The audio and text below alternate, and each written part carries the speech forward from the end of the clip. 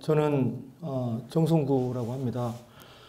지금 오늘 실은 제가 두 번째 강의인지도 사실 몰랐고요. 그리고 또 교육연수원을 처음 와봤습니다. 그리고 여기 이제 주로 오늘 오시는 이 강의를 받으시는 분들이 선생님들이시라고 하시더라고요. 그래서 제 어머니가 선생님이셨는데 방학 때 연수를 받으러 이렇게 가시더라고요. 근데 이런 환경에서 이런 교육을 받으시는 줄은 저도 몰랐고, 그래서 오늘 제가 이 강의를 준비를 하면서 이제 의뢰를 받았던 것은 광주에서 이제 이루어지고 있는 다양한 도시 재생에 대한 이야기를 이렇게 좀 이렇게 만들어 보자라는 이야기를 들었고요. 근데 지금 오늘 이게 실제 이제 이 들으시는 분들이 일반 광주 시민들이라고 이야기를 들어서 사실 되게 자료를 쉽게 만들려고 애를 썼었어요. 근데 선생님들이시라면 조금 더 수준을 높여도 될 것 같다라는 생각도 들고요. 우선 제가 이제 준비해온 내용들 발표를 드리도록 하겠습니다. 지금 뭐 8강까지 대부분 이제 교수님들이 오셔가지고 강의를 하시는데 저는 지금 현장에서 일을 하는 사람입니다. 그리고 이제 현장에 이제 회사를 하기 전에는 이제 광주발전연구원하고 이제 전남발전연구원에서 도시 프로젝트들을 진행을 했고요. 지금 여러분들 우리들이 이제 광주에서 뉴스 틀어보면은 주로 도시재생 분야에서 많이 나오는 것들이 이제 광주역이 경제기반형으로 지정이 됐다라거나 또는 1913 송정역 시장이 어떻게 바뀌었다라거나 또 이제 조금 더 관심 있게 보신 분들은 발산마을이 무슨 뭐 청춘 이렇게 이 공간으로 바꿨다라고 하거나 최근에도 좀 더 뉴스를 보신 분들은 광주 시민회관이 50년 된 이 계속 사용되지 않고 있었던 공간이 최근에 리노베이션이 돼서 청년 창업자들이 들어가가지고 활동에 대해서 다시 활성화가 됐다라거나 이런 뉴스들이 나오죠. 선생님들은 뉴스 잘 안 보신가요? 예. 이제 그 프로젝트들을 이제 저희가 진행을 했습니다. 그리고 이제 저희가 회사는 광주라는 로컬에 있지만 지금 이제 여러 가지 도시 프로젝트들은 전국 단위로 지금 하고 있고요. 예. 우선 그래서 지금 저희가 도시를 설계하고 그림을 그리는 저는 이제 건축학과 출신입니다. 그런데 저희 회사의 모토를 우리는 설계한다 또는 뭐 이런 컨셉이 아니라 도시 브랜드를 만드는 그리고 도시 공간 속에 콘텐츠를 만드는 회사입니다라고 얘기를 합니다. 회사 한 지는 한 6년 됐고요. 이제 연구원 나온 지 한 그 정도 됐고요. 그리고 지금은 뭐 열심히 하고 있습니다. 제가 지금 준비를 하고 한 내용은요, 5개 챕터로 준비를 해봤어요. 우선 이제 첫 번째는 왜 사람들은 도시를 보면 이제 즐거운 도시가 있잖아요. 우리들이 해외여행을 가면 재밌어요. 그냥 이게 일을 안 해서 재밌는 게 아니라 우리들이 새로운 것들을 이렇게 시각적으로 체험하고 듣고 새로운 어떤 문화들을 체험하면서 우리들이 즐거움을 느끼잖아요.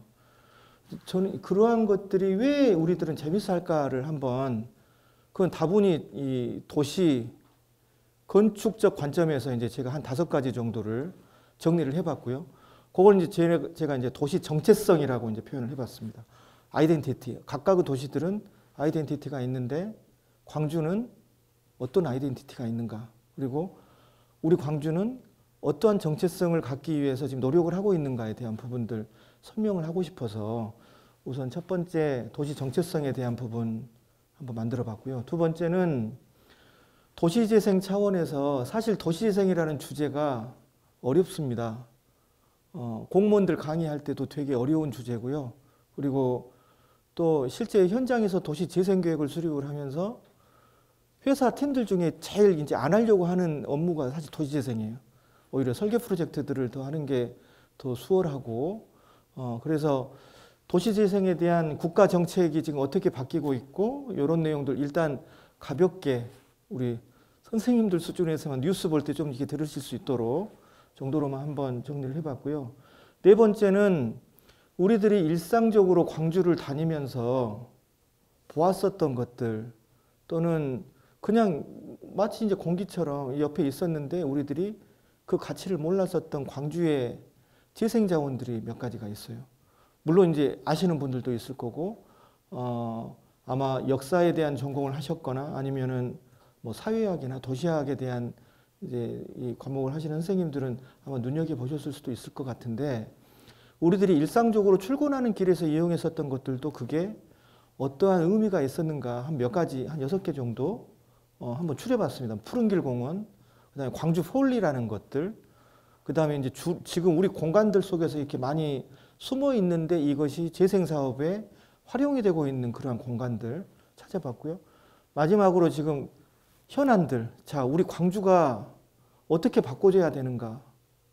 지금 광주는 많은 공간들이 지금 바뀌고 있죠. 여러분들 이제 저 같은 경우도 저는 이제 도시 건축을 전공을 했지만 뭐 저희 뭐 가족들 이런 사람들이 이제 도시 건축에 대해서 관심이 없는 사람들도 요즘은 왜 광주가 이렇게 아파트가 올라가라거나 이렇게 왜 이렇게 높아지는지에 대한 우려를 많이 해요.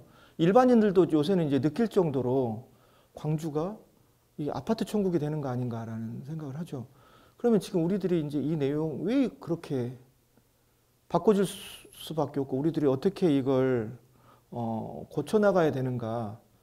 뭐 이것도 제 이제 뭐 개인적인 생각인데 요 부분들 한번 정리를 했는데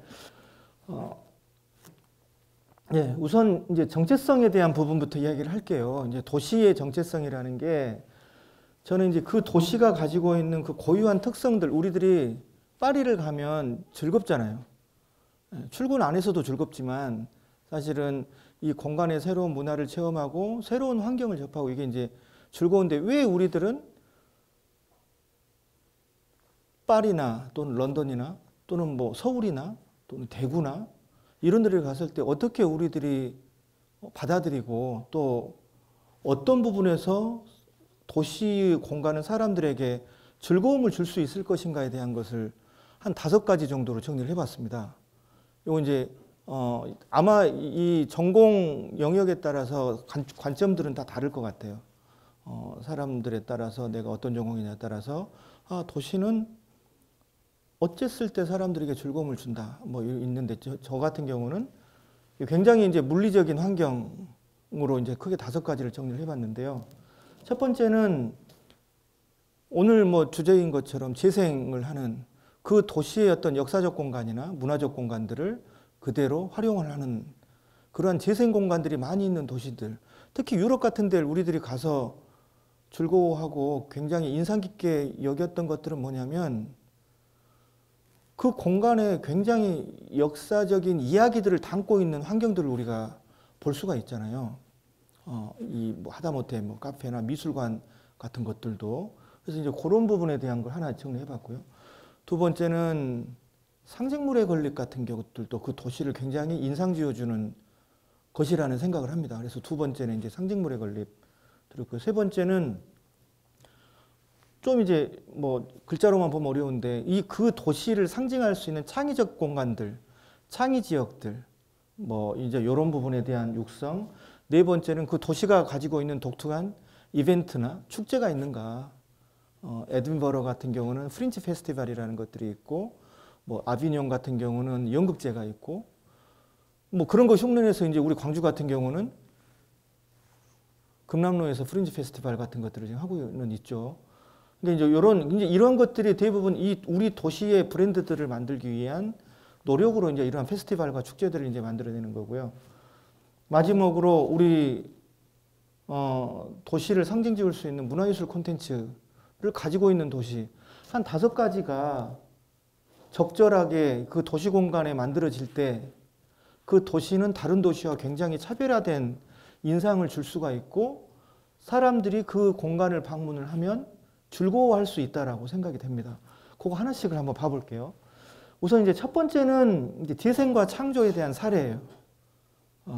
선생님들이라고 해서 혹시 제가 얘기를 하다가 이제 틀린 내용을 말씀드리면 이제 알아버릴까봐 좀 걱정이 되는데 일단은 3가지 예를 정도 이제 들어봤어요. 이제 첫 번째 파리에 있는 미술관이죠.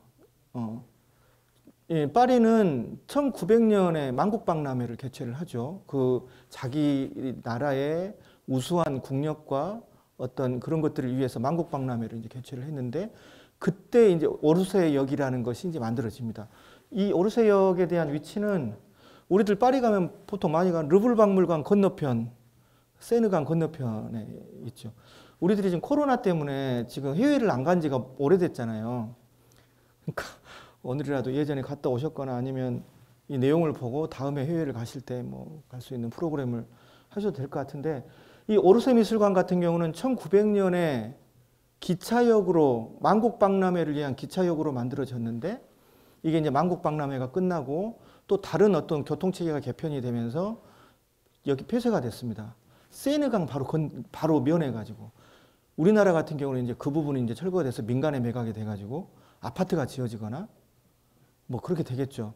하지만 이제 여기 같은 경우는 이 오르세 미술관, 이 오르세역이 가지고 있었던 아주 이 전통적인 어떤 건축 양식이나 또는 그 당시의 어떤 기차 역사에 대한 구조 같은 것들에 대해서 이걸 보존을 해야 된다라고 생각을 해요. 그래서 이 오르세 미술관이 이제 지금 아래쪽에 있는 것은 이 세느강, 예, 세느강 옆에 굉장히 외형적으로도 아름다운 이제 건축물인데 이 외관과 내부 골격들을 그대로 유지를 하고 여기 지금 과거에 이제 대합실이었던 공간들을 그대로 활용을 해서 미술관을 만들어요. 그리고 여기는 르블 박물관 같은 경우는 약탈하는 이 유물이나 또는 미술품 같은 것을 이제 갖고 오지만 여기 같은 경우는 근대 미술에 대한 부분들을 이제 이쪽에 소장을 하죠. 일부 이제 르블에서 가져오고 또 나머지는 계속 이제 근대 작품들을 이제 모으는 모나리자 같은 경우는 르블에 있고 피카소 쪽에 대한 그림은 이쪽에 미술 선생님도 계실 것 같은데 이제 이쪽에 있는 것 같고요. 그리고 실제 우리들이 오르세 미술관 같은 데를 가면 만약에 이 세느강 옆에 있는 이 공간이 역사였었는데 이 역사를 폐쇄하고 초현대식 미술관을 새로 지었다라고 하면 이 공간이 그렇게 사람들에게 감동을 주거나 재미를 주지는 않았을 거다라는 생각이 들어요. 그래서 우리들은 오르세를 가고 파리의 르브르를 가고 이 그 당시 때 오래된 역사의 이야기를 가지고 있는 건축물을 체험을 하고 할 때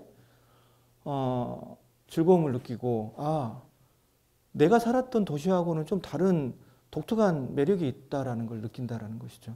그래서 첫 번째 이제 사례로 이제 오르세 한번 다뤄봤고요. 두 번째는 따산츠입니다. 북경에 있는 요거 같은 경우는 군사 공장이었죠. 이 군수품을 제작하는 한참 중국하고 미국하고 싸우는 냉전 시대 때 여기서 열심히 화약을 만들고 이렇게 무기를 만들던 공장이었는데 이게 냉전 시대가 종료가 되고 이제 그 북경 외곽에 있는 그 공간이 이제 버려지는 사람들이 이제 이 공장이 다 나가고 쓰여지지가 않아요. 그러니까 거기에 일부 중국에 있는 미술학원이나 또는 이제 아티스트들이 이제 들어가서 활동을 하고 하다가 이제 조금씩 만들고 중국 같은 경우도 각 도시별로 이 창의지구 조성 사업이라는 걸 국가적으로 시작을 합니다.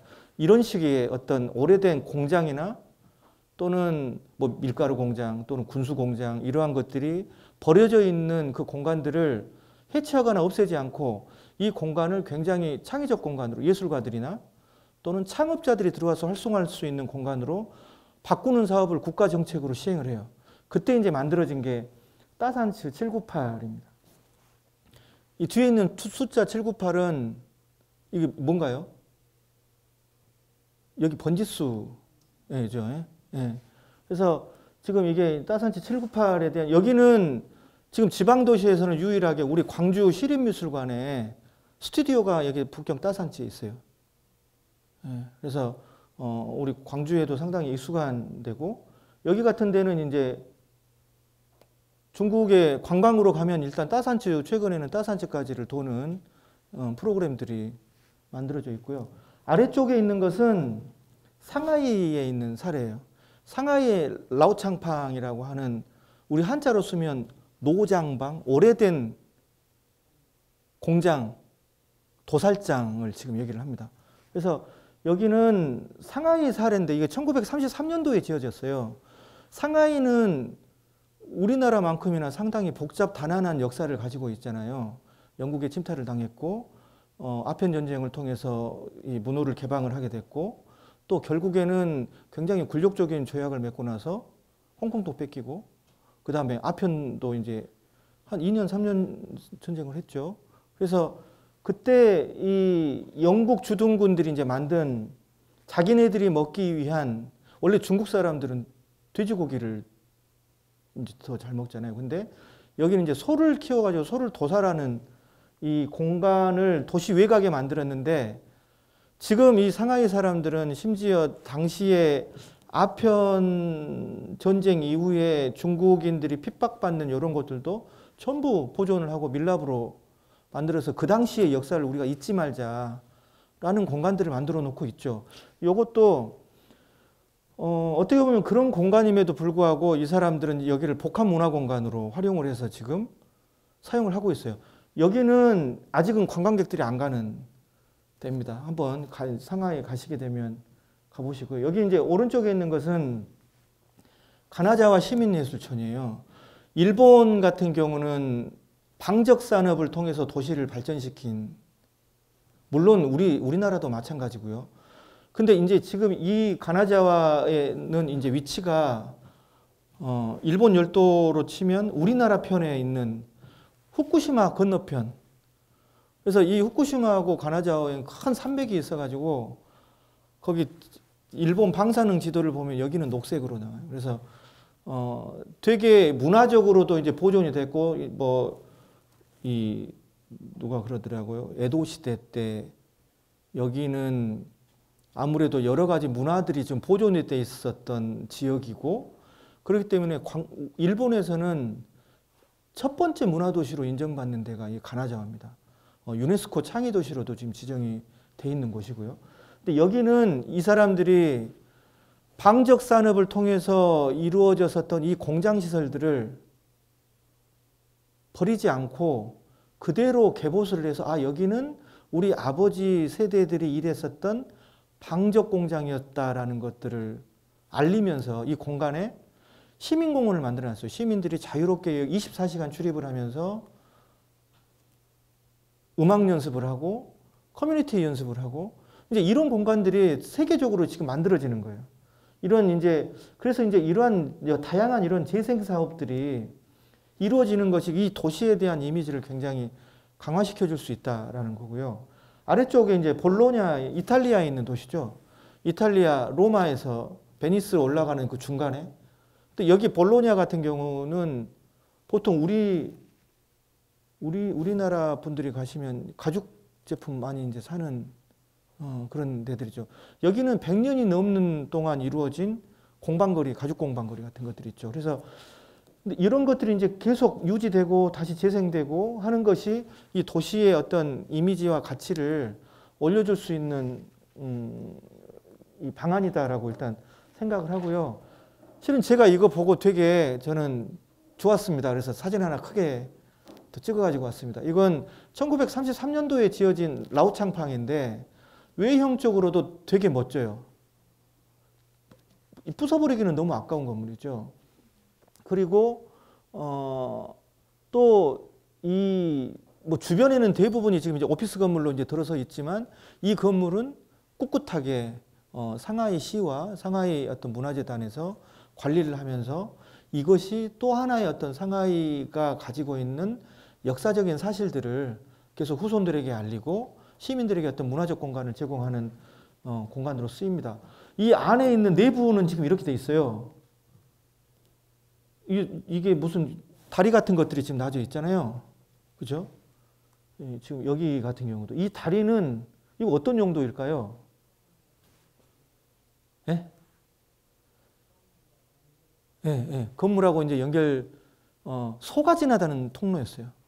소가 여기는 좀 뚱뚱한 소, 여기가 좀 뚱뚱한 소, 여기는 좀 날씬한 소들이 지나면서 소를 이제 분류하는 그래서 이제 1층에서 근데 이제 이러한 것들이 어떻게 보면 상하이의 근대 시대의 역사를 알려주는 그런 장소가 되는 거잖아요.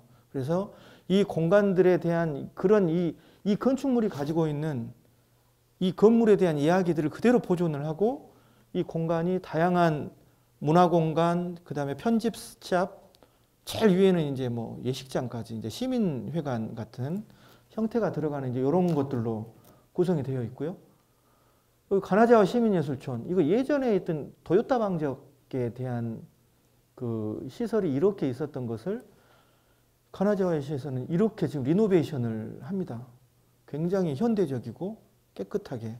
그래서 여기에 가나자와 시민들이 주말에 또는 주중에 이 직장인들이 보통 6시, 7시에 끝나면 밤 7시부터 10시, 11시까지 여기서 음악 연습을 해요. 하루에 150엔 정도를 내고 그럼 거의 무료죠. 그리고 24시간 개방이 되는 공간이에요. 저는 이런 공간이 하나 또 광주에 하나 있었으면 좋겠다는 생각을 합니다. 네, 그래서 지금 뭐 저희가 이제 갔을 때도 지금 이렇게 있었고요. 그 다음에 이제 두 번째 도시의 상징성을 강화시킬 수 있는 방법 두 번째 이제 들고 싶은 게 상징물에 대한 건립이에요. 네. 파리를 인상 깊게 만들어줬었던 것은 에펠탑이죠. 에펠탑. 누가 보라고 해도 하지만 이 에펠탑이 만들어질 때 굉장히 반대가 있었다고 해요. 예? 특히나 당대의 모파상 같은 경우는 정말 반대를 했다고 하죠. 자, 이 에펠탑이 지어졌어요. 모파상이 이 파리가 아니 에펠탑이 여기를 보면 여기가 이제 한층 더 올라가는 데가 있고 여기가 이제 두 번째 올라가는 데가 있고 커피숍, 카페가 여기엔가 있죠. 모파상이 그렇게 에펠탑에 대한 건립을 반대를 했는데 이 모파상이 에펠탑이 만들어지고 나서 날마다 이 카페에 출근을 해요. 거기서 글을 씁니다. 그러니까 이제 거기 웨이터나 이제 시민들이 모파상에 물어보죠. 선생님은 그렇게 에펠탑에 대한 건축을 반대했는데 왜 이렇게 이 공간을 다시 또 사랑하십니까? 라고 얘기를 했어요. 모파상이 하시는 말씀이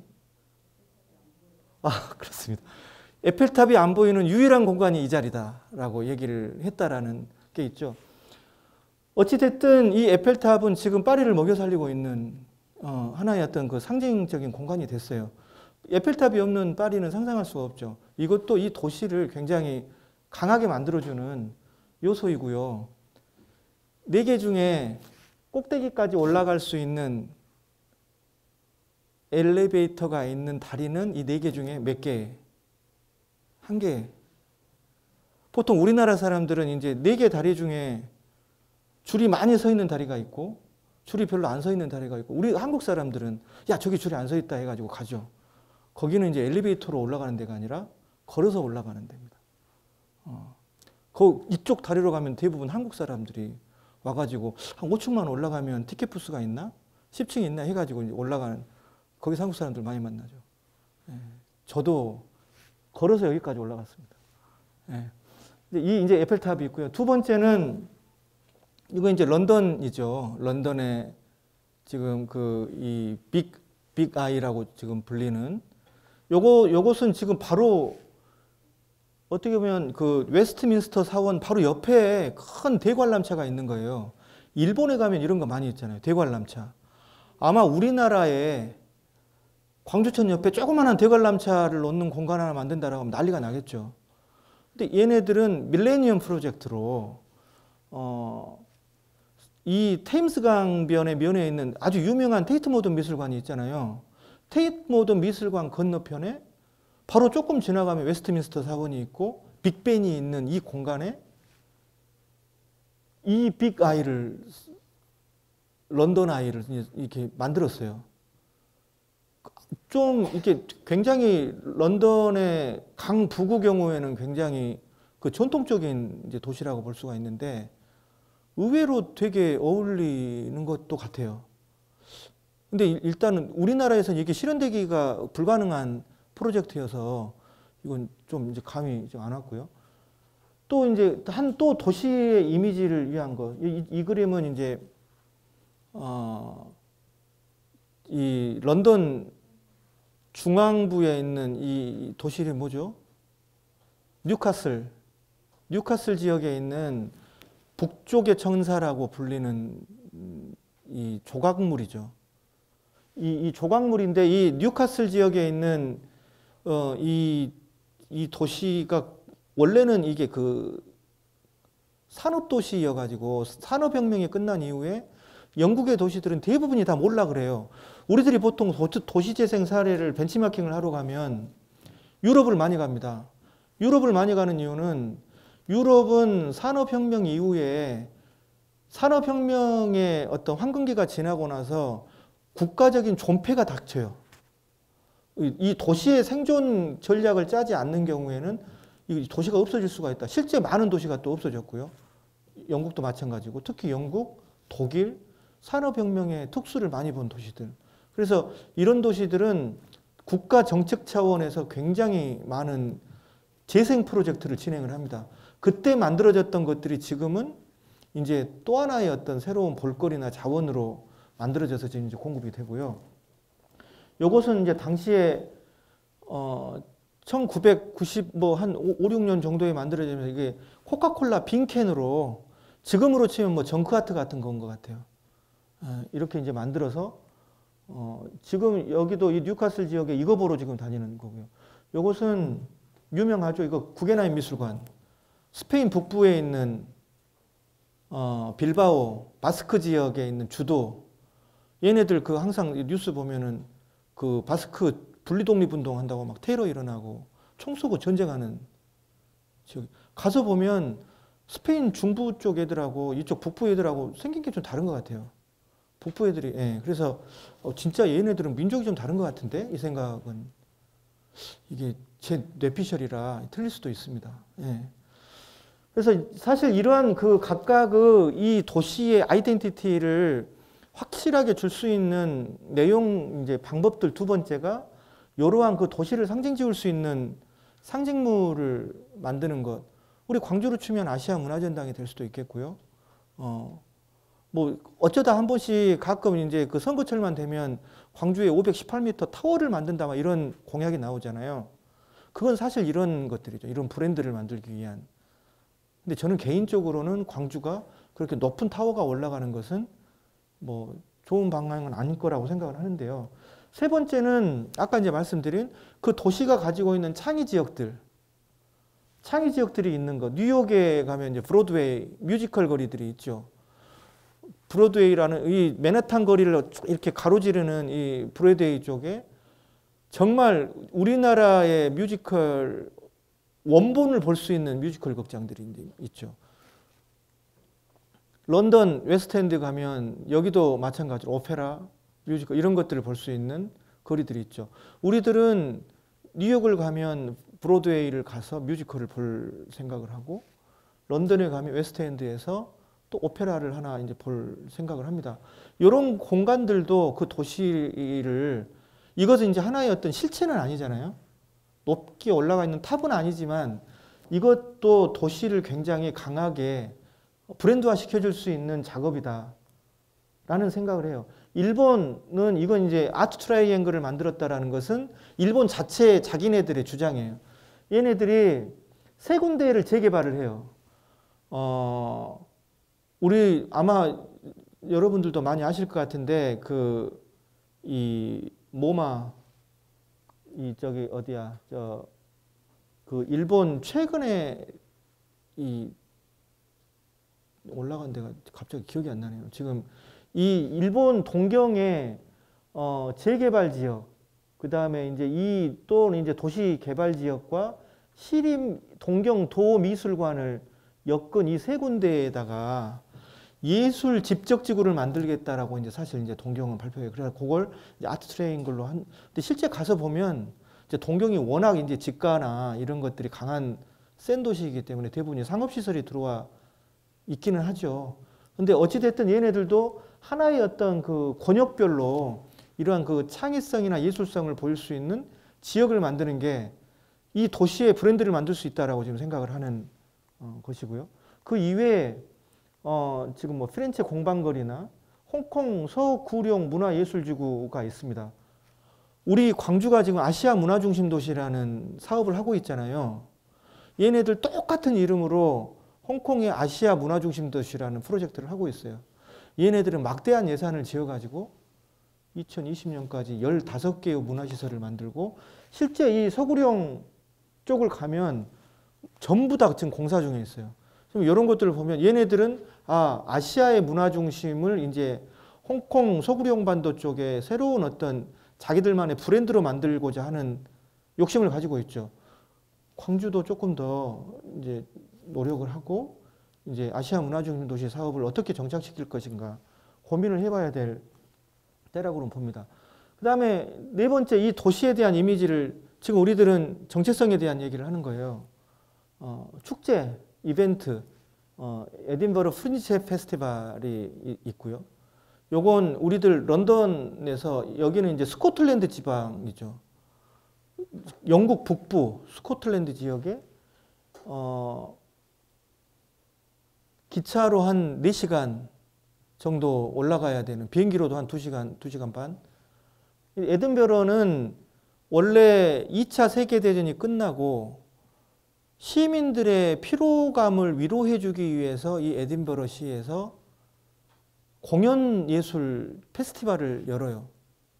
1940, 50 그 정도쯤에 공연예술 페스티벌을 여는데 그것도 이제 보통 그 공연 비수기인 8월 달에 얘네들은 이제 북부 쪽이라 8월에도 시원하니까 덥지 않으니까 그 로열 마일이라고 하는 굉장히 우리 광주로 치면 금남로 같은 데다가 이런 다양한 메인 어떤 초청 작품들을 올리고 근데 이제 이게 매년 연차적으로 갈수록 이 프린지 페스티벌, 이 에딘버러 공연 페스티벌에 다른 어떤 초대받지 않는 이 공연단들이 이제 모여서 길거리 공연을 합니다. 그래서 이제 영국에 있는 언론사가 이게 실제 초청작보다 변두리에서 열리고 있는 이 페스티벌이 너무 볼만하다라고 이게 이제 프린지죠. 프린지 페스티벌이 너무 좋다. 실제 이제 뭐 그랬나 봐요. 근데 이제 이게 이제 에딘버러에 있는 이제 프린지 페스티벌로 정착이 돼서 매년 8월 달은 이러한 그 축제를 보기 위해서 이 도시는 완전히 축제의 도시가 지금 되는 거죠. 근데 우리 광주가 프린지 페스티벌 하고 있는 거 아세요? 근데 이해가 안 되죠. 금남로는 프린지가 아니잖아요. 얘네들은 또 다 돈 받고 오는 어떻게 보면 초청극당들이잖아요. 저는 이제 그래서 좀 명칭을 좀 바꿔보면 어떻겠는가. 왜냐하면 프린지 페스티벌, 공연과 관련해서 프린지 페스티벌은 어떻게 보면 좀 언더그라운드적인 성격을 가진 좀 자유분방한 것이 있어야 될 것 같다라는 생각도 들고 그런 생각을 해봅니다. 뭐 어차피 이런 프로그램들 광주의 여러 문화 정책에 관여했었던 이제 입장에서 좀 그런 아쉬움은 있고요. 일단 뭐 에든버러나 또는 아비뇽이나 또는 뭐 산페르민이나 또 상해 엑스포나 브라질 월드컵 이런 것들이 그 도시를 대표하는 여러 가지 다양한 이벤트나 페스티벌도 그 도시를 강하게 상징 지어줄 수 있다라는 생각을 하고요. 이것만 해도 시간이 되게 많이 가네요. 그 다음에 이제 마지막에 문화예술 콘텐츠에 대한 부분이에요. 자, 우리들이 파리에 가면 리더쇼를 봅니다. 우리가 북경에 가면 단체로 앉아가지고 한국이 소수민족으로 40몇 번째로 나오는 그 북경지하 공연을 보잖아요. 그리고 뭐 노틀담 파리는 요새는 이제 그 파리에서 이 공연이 없어졌어요. 한때는 이게 노틀담 드 파리라는 극장과 이 오페라가 파리를 상징하는 그 굉장히 유명한 이 극장이 없어졌고 북경지하 뭐 지금도 하고 있고 뉴욕에 가면 이거 라이언 킹이죠. 예.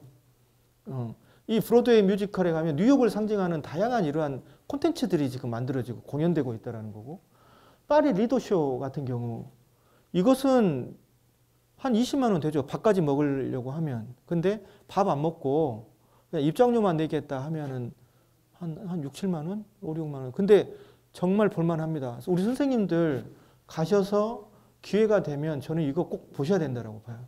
식사까지는 하실 필요 없을 것 같고 바로 옆에 햄버거를 사다가 근데 여기는 왜냐면 저는 어떻게 보면 리더쇼는 선정적이지 않아요. 근데 이 리더쇼 같은 경우는 얘네들의 문화예요.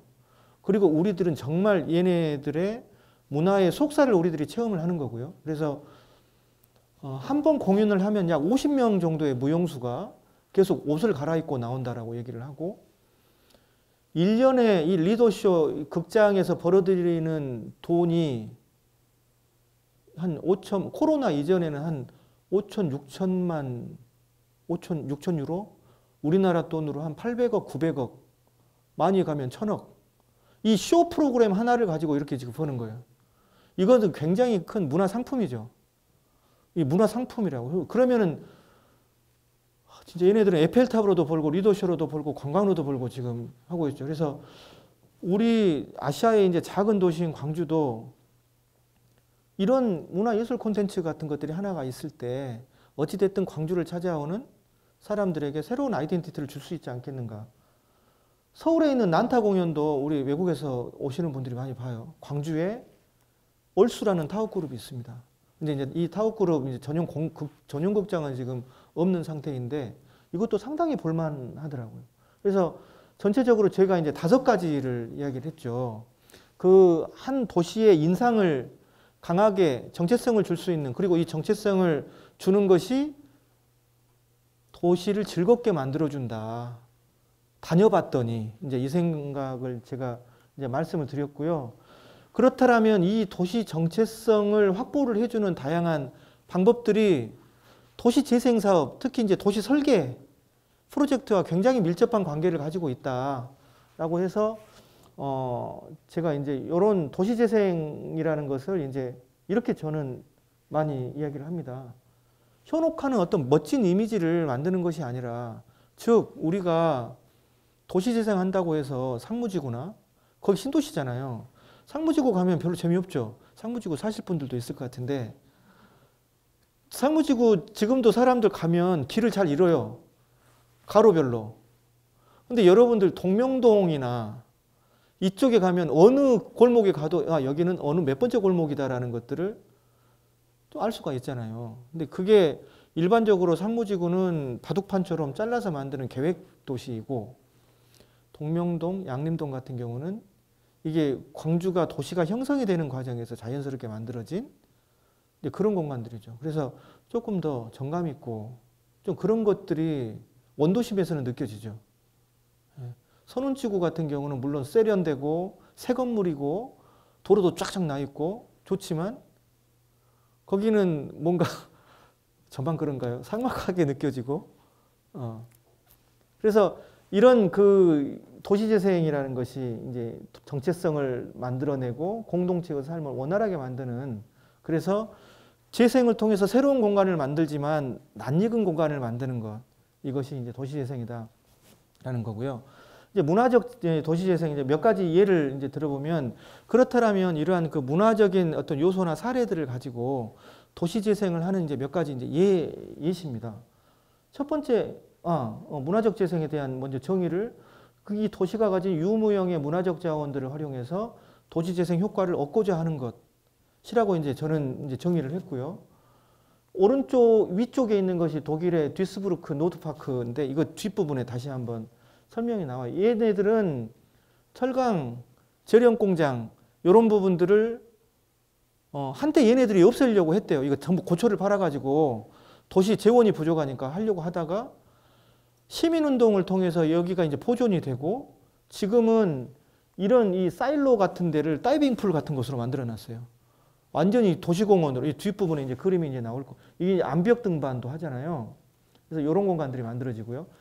아까 이제 런던 얘기를 했는데, 이게 그 빅아이, 런던아이 건너편에 테이트 모던 미술관이 있죠. 여기는 원래 화력발전소입니다. 런던이 산업혁명의 발원지잖아요.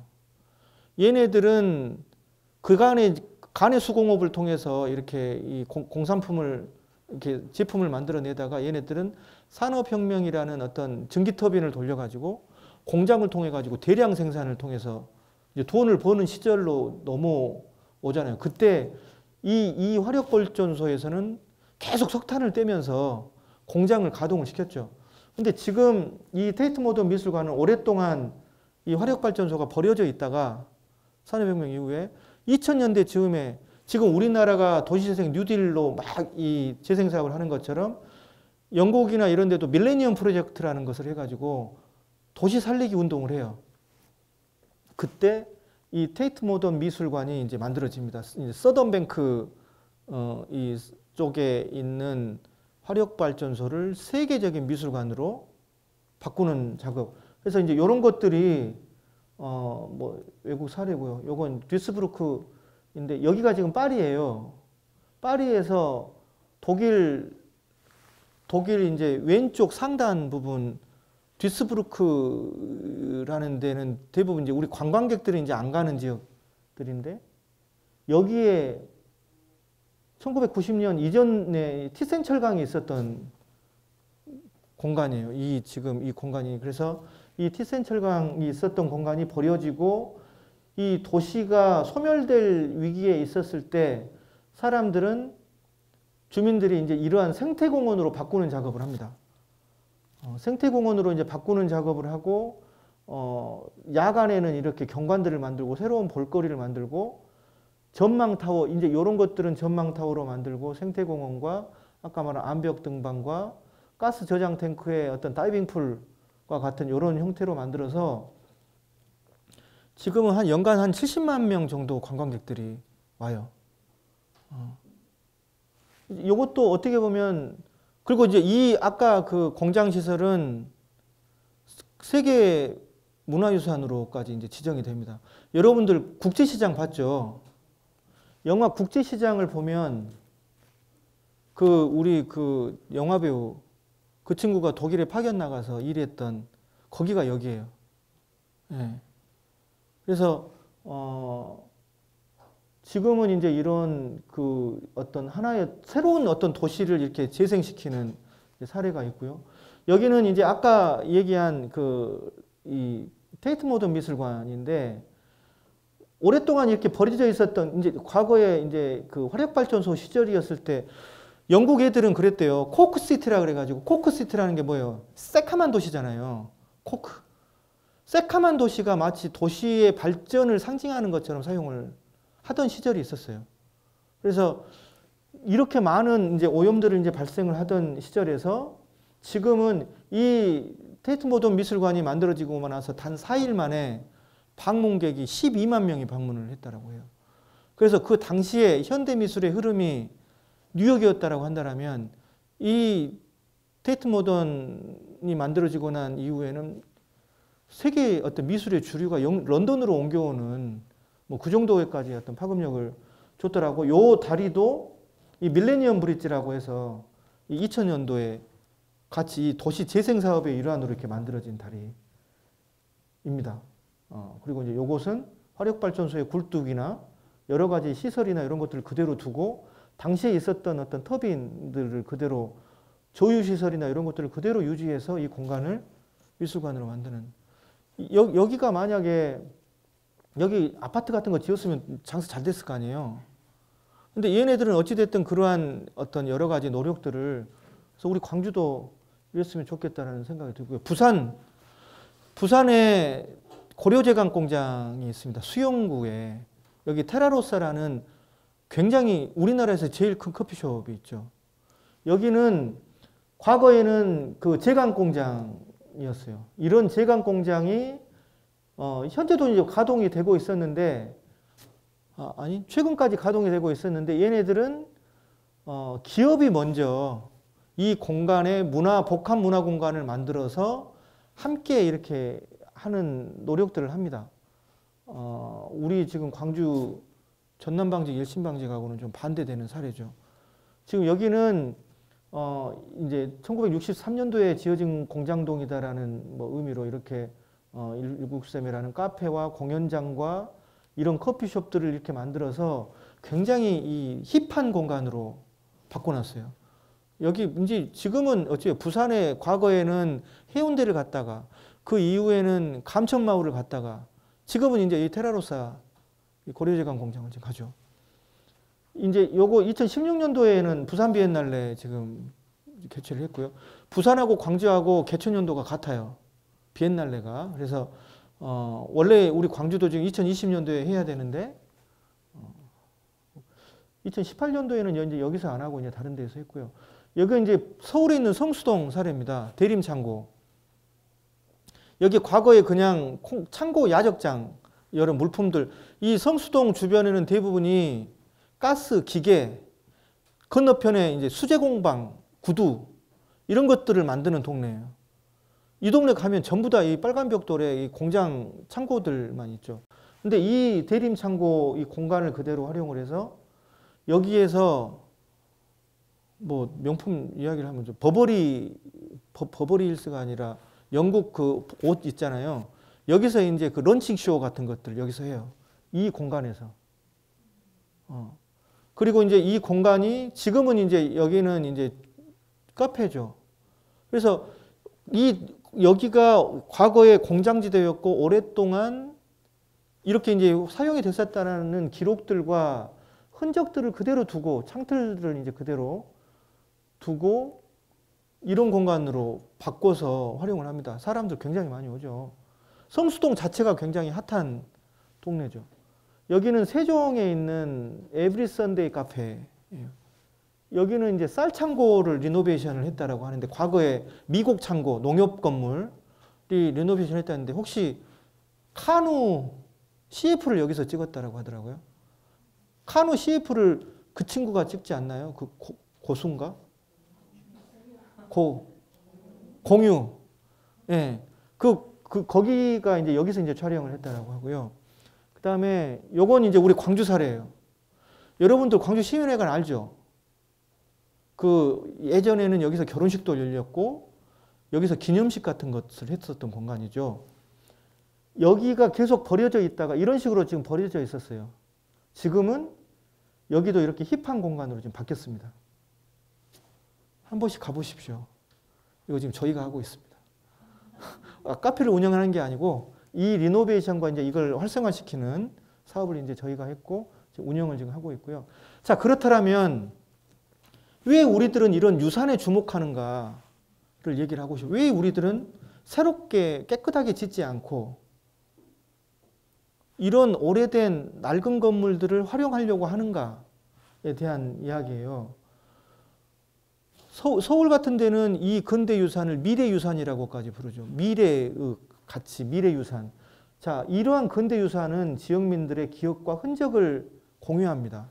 단순한 물리적 시설이 아니라 모두가 지나온 어떤 삶의 생활이 이렇게 배어있는 진짜 배기 생활유산이라는 것이죠. 그리고 이 생활유산을 통해서 우리 세대들은 아버지의 세대, 우리 세대, 자식 세대들이 함께 공유할 수 있는 이 공감대가 만들어지는 그런 또 장이 이제 될 수가 있고 또 지금 이렇게 봐왔었던 것처럼 과거의 군수공장이 문화공간으로 바뀌거나 도살장이 문화공간으로 바뀌거나 폐선이 뭐 이렇게 새로운 어떤 이 선용공원으로 바뀌거나 이런 정반대의 활용 같은 것들이 굉장히 그 도시에 이야기를 심어주고 재밌는 공간을 만들어준다는 거예요.